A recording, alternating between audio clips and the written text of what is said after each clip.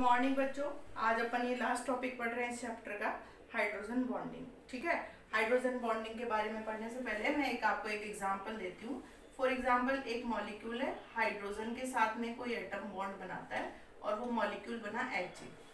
ठीक है, तो एक कंटेनर में मान लो बहुत सारे मॉलिक्यूल है Ha के, तो Ha ने कोवेलेंट बॉन्ड बनाया। ये जो बॉन्ड है, ये जो आपको दिख रहा है, ये कोवेलेंट बॉन्ड है। ठीक है,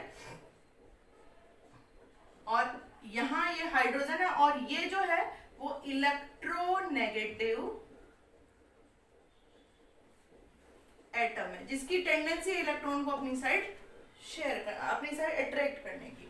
तो ये मान लो ये इन्होंने शेयरिंग कर ली, इलेक्ट्रॉन से बॉन्ड बना लिया और ये मॉलिक्यूल बन गए। लेकिन एक ही इलेक्ट्रोनेगेटिविटी ज्यादा होने के कारण ये शेयर्ड इलेक्ट्रॉन को अपनी साइड शिफ्ट कर देती है। तो यहाँ पे स्लाइटली नेगेटिव चार्ज, क्योंकि इधर इलेक्ट्रॉन आ जाते हैं, और यहाँ से शिफ्ट हो जाते हैं तो यहाँ पॉजिटिव चार्ज। तो ऐसा यहाँ नेगेटिव और ये पॉजिटिव, ऐसे ये नेगेटिव और ये पॉजिटिव, ऐसे ये नेगेटिव और ये पॉजिटिव। ठीक है, ये इलेक्ट्रॉन पे चार्ज डेवलप हो गया, दैट इज कॉल्ड डाइपोल। ये डाइपोल क्यों जनरेट होता है बेटा? जब दो एटम्स की इलेक्ट्रोनेगेटिविटी में डिफरेंस हो और वो फिर भी शेयरिंग कर रहे हैं, तो एक एटम जिसकी इलेक्ट्रोनेगेटिविटी ज्यादा है वो अपनी साइड इलेक्ट्रॉन विड्रॉ करता है। ठीक है, अब क्या होगा, ये एंटी पोल्स एक दूसरे को अट्रैक्ट करेंगे, तो इसका नेगेटिव इसके पॉजिटिव को अट्रैक्ट करेगा, इसका नेगेटिव इसके पॉजिटिव को अट्रैक्ट करेगा, और ये इंटरेक्शन बॉन्ड बनेगा। ये इंटरेक्शन एक मॉलिक्यूल का दूसरे मॉलिक्यूल के साथ, ये फर्स्ट मॉलिक्यूल, ये सेकंड मॉलिक्यूल, ये थर्ड मॉलिक्यूल, ये fourth, first second third fourth, इनके बीच में ये इंटरेक्शन होगा जो इलेक्ट्रोनेगेटिव एलिमेंट और हाइड्रोजन के बीच होता है। This is called hydrogen bond. इस बॉन्ड को हम हाइड्रोजन बॉन्ड बोलते हैं। अब हाइड्रोजन बॉन्ड, ये हाइड्रोजन बॉन्ड एक तरह का dipole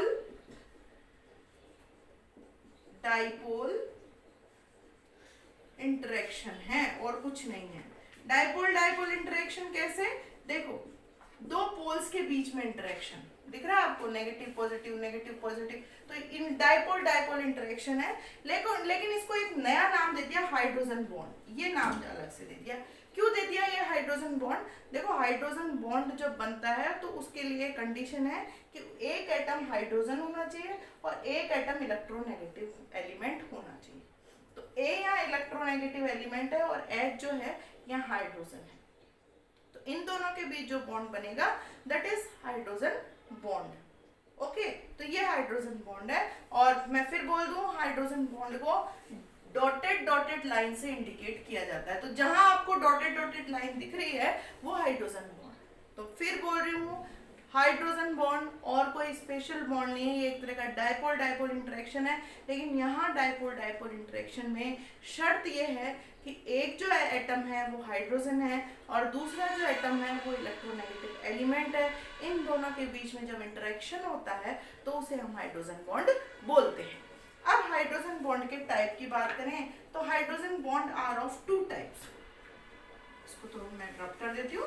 hydrogen bond two types के हैं, एक इंटरमॉलिक्यूलर हाइड्रोजन बॉन्ड और दूसरा intramolecular hydrogen bond.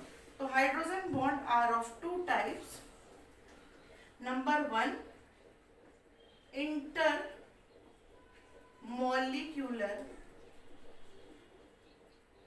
Hydrogen bond और दूसरा है intramolecular hydrogen bond. Intermolecular कैसे? मैं उसका एग्जांपल लूं, हाइड्रोजन फ्लोराइड। तो देखो, ये हाइड्रोजन फ्लोराइड के मॉलिक्यूल है। ठीक है, इनमें कोवलेंट बॉन्ड बना हुआ है। अब आपको पता है fluorine is more electronegative as compare to hydrogen. तो यहाँ स्लाइटली नेगेटिव और ये पॉजिटिव चार्ज डेवलप होगा जब इलेक्ट्रोनेगेटिविटी में डिफरेंस होता है। ठीक है, अब इनके बीच में एंटी चार्ज एक दूसरे को अट्रैक्ट करेंगे तो ये बॉन्ड डेवलप होगा, दैट इज कॉल्ड हाइड्रोजन। ठीक है, इसे इंटरमॉलिक्यूलर बॉन्ड क्यों बोला? Intermolecular bond is present in between two molecules. दो मॉलिक्यूल्स के बीच में अगर बॉन्ड प्रेजेंट होता है that is called intermolecular bond, hydrogen bond. Intra कब होता है उसका मैं एक एग्जांपल दूं, ऑर्थोनाइट्रोफिनॉल। ऑर्थोनाइट्रोफिनॉल का हम एग्जांपल लें तो देखो ये फिनॉल है और ये नाइट्रो ग्रुप है। ये एक ही मॉलिक्यूल है, आपको दिखाई दे रहा है? This is ortho nitro phenol. अब देखो यहां पे इलेक्ट्रोनेगेटिविटी ज्यादा होने से इस पे नेगेटिव चार्ज आएगा और इस पे पॉजिटिव। एक ही मॉलिक्यूल में दो एटम आपस में बॉन्ड बनाते हैं और इसे बोलते हैं हाइड्रोजन बॉन्ड। और इस तरह के बॉन्ड को बोलेंगे इंट्रा, मतलब एक ही मॉलिक्यूल में अगर बॉन्ड प्रेजेंट है हाइड्रोजन बॉन्ड दो एटम्स के बीच में, that is called intra molecular, यानी मॉलिक्यूल के अंदर ही।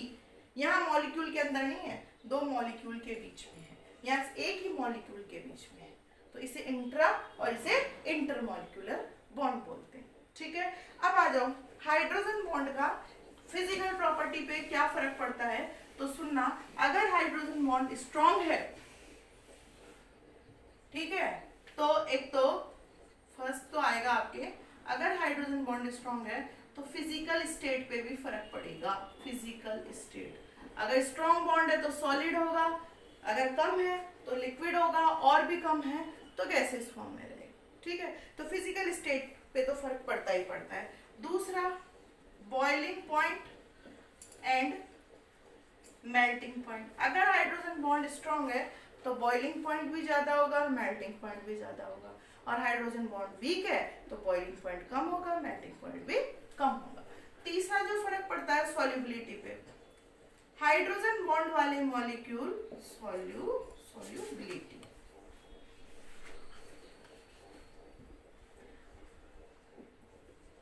देखो दो तरह के सॉल्वेंट होते हैं, एक तो पोलर, एक होते हैं नॉन पोलर सॉल्वेंट। ठीक है, तो जिसमें हाइड्रोजन बॉन्ड प्रेजेंट है वो पोलर सॉल्वेंट में डिसॉल्व होंगे, और जिनमें हाइड्रोजन बॉन्ड प्रेजेंट नहीं है वो उनकी संभावना है नॉन पोलर में डिसॉल्व होने की। तो हाइड्रोजन बॉन्ड वाले मॉलिक्यूल आपके पोलर सॉल्वेंट में डिसॉल्व होंगे जस्ट लाइक वाटर। तो ये आपको समझ में आया होगा। हाइड्रोजन बॉन्ड को लेके मैंने आपको यहाँ पे बहुत कुछ समझा दिया है, आप समझ चुके होंगे। एक नए टाइप का बॉन्ड है, और वो बॉन्ड जो प्रेजेंट होता है उससे हम कई चीज़ें देखते हैं, physical state, melting point, boiling point देख लेते हैं, उसकी सॉल्युबिलिटी के बारे में भी हम बात कर लेते हैं। ठीक है, तो यहाँ तक की बात आपको समझ में आई होगी, और अब आगे नया चैप्टर स्टार्ट करेंगे।